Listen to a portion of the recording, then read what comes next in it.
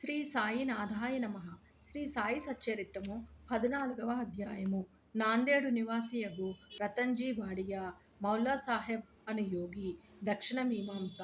గత అధ్యాయములలోని బాబా యొక్క వాక్కు ఆశీర్వాదముచే అనేకములైన అసాధ్య రోగములెట్లు నయమయ్యనో వర్ణించితిమి. ఈ అధ్యాయములోని రతన్జీ వాడియా అనువానిని బాబా ఆశీర్వదించి సంతానమునెట్లు కలుగజేసినో వర్ణించదము. ఈ యోగీశ్వరుని జీవితము లోపల వెలుపల కూడా సహజముగా అత్యంత మధురముగా ఉండును. వారు నడిచినా, భుజించినా, మాట్లాడినా, ఏ పని చేసినను అవన్నీయును మధురముగా ఉండును. వాని జీవితం మూర్తీభవించిన ఆనందము.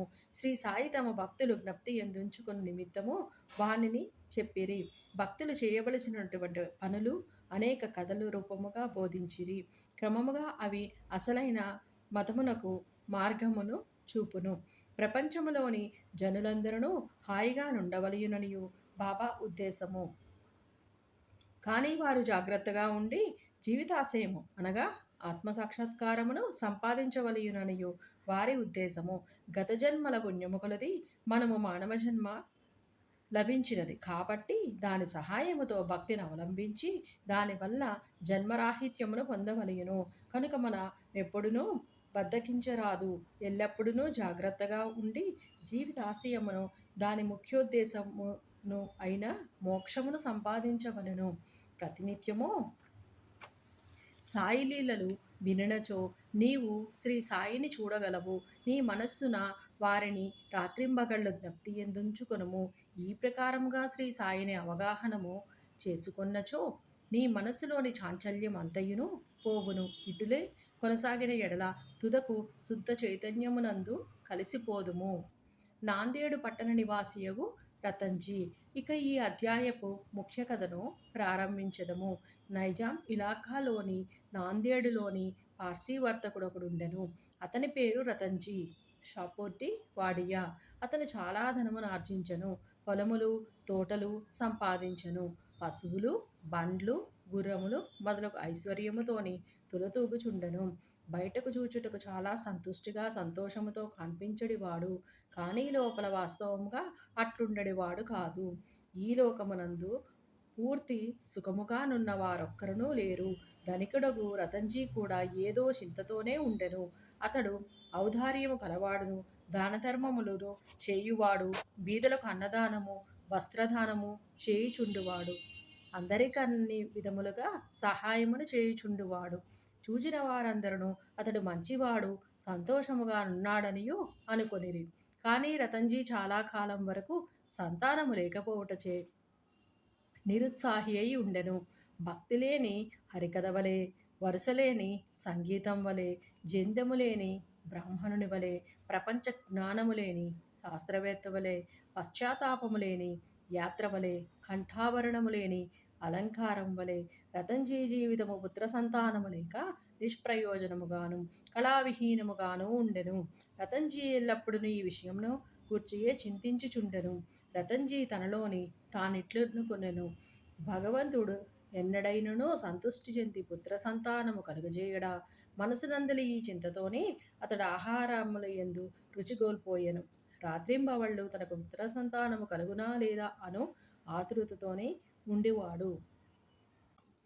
దాసగను మహారాజునందు గొప్ప గౌరవము కలిగి ఉండేవాడు. ఒకనాడు దాసగను మహారాజుని కలిసి ఆయనతోని తన మనస్సులోని కోరికను చెప్పెను. దాసగడు అతనికి షిరిడీకి వెళ్ళమనియు సలహానిచ్చెను. బాబాను దర్శించుకొనమనను, బాబా ఆశీర్వాదము పొందమనను, సంతానము కొరకు వేడుకొనమనను.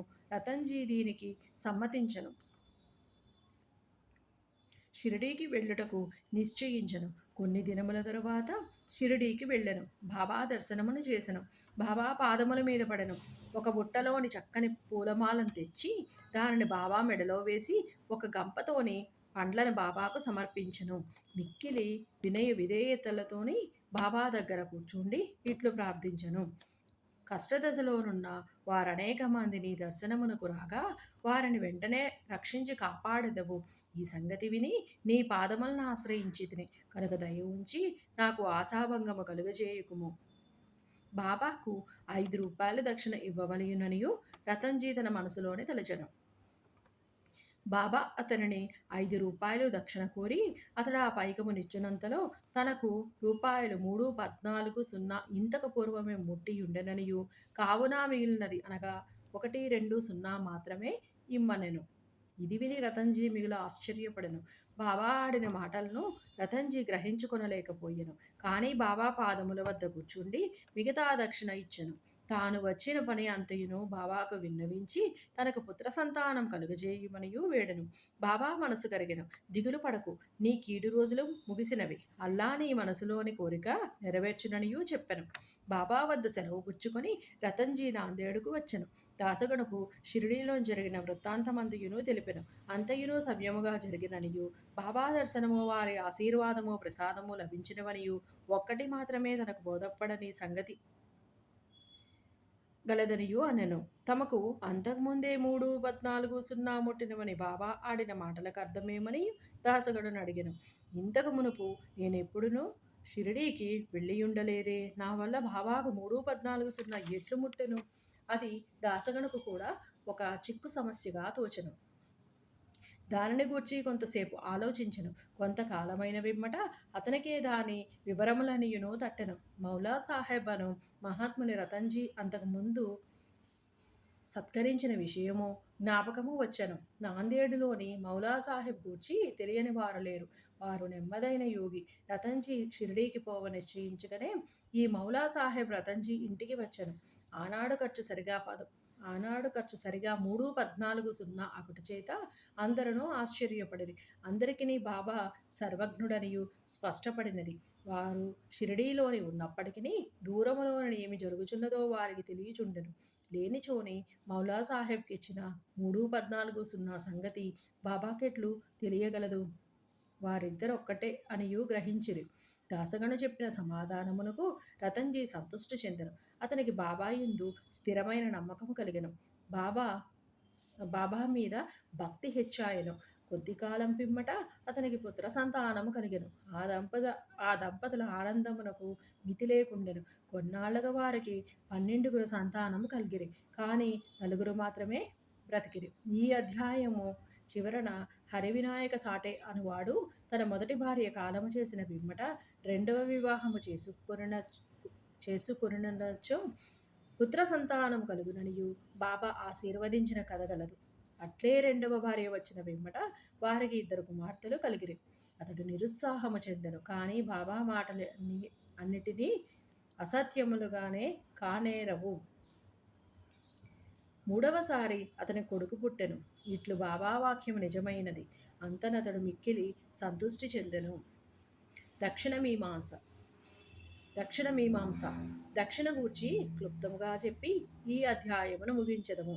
బాబా తమను చూచుటకు వెళ్ళిన వారి వద్ద నుంచి దక్షిణ పుచ్చుకొనుట అందరికీ తెలిసిన సంగతే. బాబా ఫకీరైనచో వారికి దేనియందు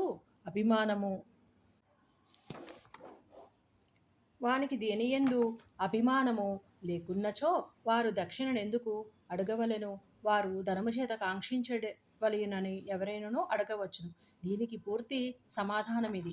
మొట్టమొదట బాబా ఏమియును పుచ్చుకొనుడి వారు కారు. కాల్చిన అగ్గిపుల్లలను జాగ్రత్తగా పెట్టుకొని జేబులోని వేసుకొనుడివారు. భక్తులను గాని తదితరులను గాని బాబా ఏమీనూ అడిగడివారు కారు. ఎవరైనా ఒక కాని గాని 2 కాసులు గాని ఇచ్చినచో వానితోని నూనె పొగాకు కొనుడివారు. బీడీ గాని చిలుము గాని పీల్చేవారు. రిక్తహస్తములతోని యోగులను చూడరాదనియు కొందరు 1 గాని 2 గాని పైసాలను బాబా ముందర పెట్టేవారు. ఒక్క కాని ఇచ్చినచోని బాబా జేబులో ఉంచుకొనుడివారు. అర్ధన అయినచో తిరిగి ఇచ్చేవారు. బాబా కీర్తి అన్ని దిశలకు వ్యాపించిన తరువాత అనేక మంది బాబా దర్శనమునకై గుంపులుగా రాజొచ్చింది. అప్పుడు బాబా వారిని దక్షిణ అడుగుచుండెను. దేవుని పూజయందు బంగారు నాణము లేనిచే ఆ పూజ పూర్తి కాదు అని వేదము చెప్పుచున్నది. దేవుని పూజయందు నాణెం అవసరమైనచో యోగుల పూజలోని మాత్రమేలా ఉండరాదు, శాస్త్రములలోని కూడా నేమని చెప్పబడినదో వినుడు. భగవంతుని, రాజును, యోగిని, గురుని దర్శించుటకు పోవునప్పుడు రిక్తహస్తములతో పోరాదు. నాణెము గాని డబ్బు గాని సమర్పించవలయును. ఈ విషయమును గూర్చి ఉపనిషత్తులు ఏమని ఘోషించుచున్నాయో చూచెదము ఘోషించుచున్నవో చూచెదము. బృహదారణ్యకోపనిషత్తులోని ప్రజాపతి దేవతలకు, మానవులకు, రాక్షసులకు ద అను అక్షరమును బోధించను. ఈ అక్షరము వల్ల దేవతలు దమము అవలంబించవలెననియు గ్రహించిరి. అనగా ఆత్మను స్వాధీనమందుంచుకొనుట. మానవులు ఈ అక్షరమును దానముగా గ్రహించిరి. రాక్షసులు దీనిని దయ అని గ్రహించిరి. దీనిని బట్టి మానవులు దానము చేయవలయుననియు నియమమేర్పడెను. తైత్తిరీయోపనిషత్తు దానము మొదలగు సగుణములను అభ్యసించవలయుననియు చెప్పును. దానము గట్టి విశ్వాసముతోనూ, ధారాళముగను, అణకువతోనూ, భయముతోనూ, కనికరముతోనూ చేయవలయును. భక్తులకు దానమును గూర్చి బోధించుటకు, ధనమందు వారికి గల అభిమానమును పోగొట్టుటకు, వారి మనములను శుభ్రపరచుటకు బాబా దక్షిణ అడుగుచుండెను. కానీ ఇందులోని ఒక విశేషమున్నది. బాబా తాము పుచ్చుకొని దానికి 100 రెట్లు తిరిగి ఇవ్వవలసి వచ్చుచుండెను. ఇట్లా అనేక మందికి జరిగెను. దీనికొక ఉదాహరణము. గణపతిరావు బోడస్ అను ప్రముఖ నటుడు తన మరాఠీ జీవిత చరిత్రలోని గడియ గడియకు బాబా దక్షిణ అడుగుచుండుట చేత ధనముంచుకొను సంచి తీసి బాబా ముందు కుమ్మరించితి ననియు దీని ఫలితముగా ఆనాటి నుంచి తన జీవితములోని ధనమునకు ఎట్టి లోటు లేకుండెననియు వ్రాసెను. ఎల్లప్పుడూ కావలసినంత ధనము గణపతిరావు బోడస్కు దొరుకుచుండెను. బాబా దక్షిణ అడిగినప్పుడు ధనమే ఇవ్వవలసిన అవసరము లేదనియు అర్థము కూడా పెక్కు సంఘటనల వలన తెలియవచ్చుచున్నది. దీనికి 2 ఉదాహరణములు. బాబా 15 రూపాయలు దక్షిణ ఇమ్మని ప్రొఫెసర్ జిజి నార్కే నడుగుగా అతడు తన వద్ద దమ్మిడి అయినను లేదనను. దానికి బాబా ఇట్లనను, నీ వద్ద ధనము లేదని నాకు తెలియను, కానీ నీవు యోగవాసిష్టము చదువుచున్నావు గదా, దాని నుంచి నాకు దక్షిణ ఇమ్ము. దక్షిణ అనగా నిజట గ్రంథము నుంచి నేర్చుకున్న విషయములను జాగ్రత్తగా హృదయములోనే దాచుకొనుమని అర్థము. ఇంకొకసారి తర్కట్ భార్యను 6 రూపాయలు దక్షిణ ఇమ్మని బాబా అడిగను. తన వద్ద పైకము లేకుండుటచే ఆమె మిగుల చిన్నబోయెను. అప్పుడు అక్కడనే ఉన్న ఆమె భర్త బాబా వాక్కులకు అర్థము చెప్పెను.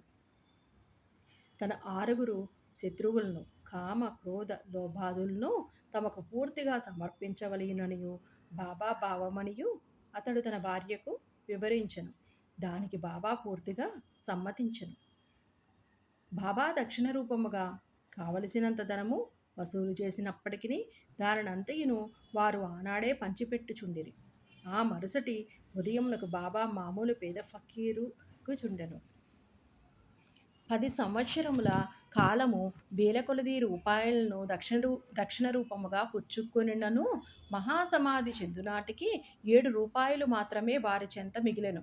1000 బాబా దక్షిణ పుచ్చుకొనుట భక్తులకు దానమును, త్యాగమును నేర్పుట కొరకే. దక్షిణ గూర్చి ఇంకొకరి వర్ణన. బివి దేవు ఠానా నివాసి, ఉద్యోగ విరమణ చెందిన మామల్తదారు, బాబా భక్తుడు. దక్షిణ గూర్చి ఆయన శ్రీ సాయి లీలా మాసిక్ పత్రికలోని ఇట్లు వ్రాసియున్నారు. బాబా అందరినీ దక్షిణ అడుగువారు కారు. అడగకుండా ఇచ్చినచోని ఒక్కొక్కప్పుడు పుచ్చుకొనుడివారు, ఇంకొకప్పుడు నిరాకరించువారు. బాబా కొంతమంది భక్తుల వద్ద దక్షిణ అడుగుచుండెను. బాబా అడిగినచో ఇచ్చెదమనుకును వారి వద్ద నుంచి బాబా దక్షిణ పుచ్చుకొనుడివారు కారు. తమ ఇష్టమునకు వ్యతిరేకముగా ఎవరైనా దక్షిణ ఇచ్చినచో బాబా దానిని ముట్టేవారు కాదు. ఎవరైతే దక్షిణ తమ ముందుంచినచో దానిని తిరిగి తీసుకొని పొమ్మనుచుండిరి. బాబా అడిగెడు. దక్షిణ పెద్ద మొత్తములుగాను, చిన్న మొత్తములుగాను భక్తుల కోరికలు, భావము, వసతి బట్టి ఉండును. స్త్రీలు, పిల్లల వద్ద కూడా బాబా దక్షిణ అడుగుచుండెను. వారు అందరూ ధనికులను గాని, అందరూ భేదలను గాని దక్షిణ అడగలేదు. తాము అడిగినను దక్షిణ ఇయ్యని వానిపై బాబా కోపించి ఉండలేదు. ఎవరైతే ఎవరి ద్వారానైతే భక్తులు దక్షిణ పంపినచో తెచ్చిన వారు దానిని మరచినప్పుడు వారికి దానిని గూర్చి జ్ఞప్తికి తెచ్చి ఆ దక్షిణను పుచ్చుకొనువారు. ఒక్కొక్కప్పుడు చెల్లించిన దక్షిణ నుంచి కొన్ని రూపాయలు తిరిగి ఇచ్చి పూజలో పెట్టుకొనమనడివారు. దీనివలన భక్తునికి మిక్కిలి ప్రయోజనము కనిపించుచుండెను. అనుకున్న దానికంటే ఎక్కువ ఇచ్చినచో కావలసిన దానినే ఉంచుకొని మిగతా దానిని తిరిగి ఇచ్చివేయుచుండిరి. ఒక్కొక్కప్పుడు భక్తులు అనుకున్న దానికంటే ఎక్కువగా ఇవ్వమనుచుండువారు. లేదనచో ఎవరి వద్దనైనను బదులు పుచ్చుకొని గాని అడిగి తీసుకొని గాని ఇవ్వమనుచుండిరి. కొందరి వద్ద నుంచి ఒకే రోజు 3-4 సార్లు దక్షిణ కోరుచుండిరి. దక్షిణ రూపముగా వసూలైన పైకము నుంచి బాబా కొంచెము మాత్రమే చిలుమునకు ధుని కొరకు ఖర్చు పెట్టుచుండిరి. మిగతా దానిని అంతయును బీదలకు దానము చేయుచుండెడివారు. 50 రూపాయలు మొదలు 1 రూపాయి వరకును ఒక్కొక్కరికి నిత్యము దానము చేయుచుండువారు. షిరిడీ సంస్థానములోని ఉన్న విలువైన వస్తువులనియును రాధాకృష్ణమాయి సలహాచే భక్తులు తెచ్చి ఇచ్చిరి. ఎవరైతే విలువైన వస్తువులు తెచ్చినచో బాబా వారిని తిట్టడివారు. నానాసాహెబ్ చందోర్కర్తోని తన ఆస్తి అంతయును ఒక కౌపీనము, ఒక బిడిగుడ్డ, ఒక కఫిని, ఒక తంబిరేలు గ్లాస్ మాత్రమే అనియు అయినప్పటికీ భక్తులు అనవసరమైన నిష్ప్రయోజనములైన విలువైన వస్తువులు తెచ్చుచున్నారనియు అనుచుండెడివారు. మన పారమార్థికమునకు ఆటంకములు 2 గలవు. మొదటిది స్త్రీ, రెండవది ధనము. షిరిడీలోని బాబా ఈ 2 సంస్థలను నియమించి ఉన్నారు. అందొకటి దక్షిణ, రెండవది రాధాకృష్ణమాయి. తన భక్తులు ఈ రెంటిని ఎంతవరకు విడిచిపెట్టిరో పరీక్షించుటకై బాబా వీరిని నియమించిరి. భక్తులు రాగానే దక్షిణ అడిగి పుచ్చుకొని బడికి రాధాకృష్ణమాయి గృహమునకు పంపుచుండిరి. ఈ 2 పరీక్షలకు తట్టుకొన్నచో అనగా కనకమందు కాంతయందు అభిమానము పోయినదనియు నిరూపించినప్పుడే బాబా దయవలన ఆశీర్వాదం వలన వారి పారమార్థిక ప్రగతి శీఘ్రముగట దృఢపడుచుండెను. భగవద్గీతలోను ఉపనిషత్తులలోను పవిత్రమైన స్థలమందు పవిత్రునకిచ్చిన దానము ఆ దాత యొక్క యోగక్షేమములకు అధికముగా తోడ్పడుననియు ఉన్నది. షిరిడీ కన్నా పవిత్ర స్థలమేది? అందున్న దైవము సాయిబాబా కన్నా మిన్న ఎవరు? 14వ అధ్యాయము సంపూర్ణము. సద్గురు శ్రీ సాయి నాదార్పణమస్తు. శుభం భవతు.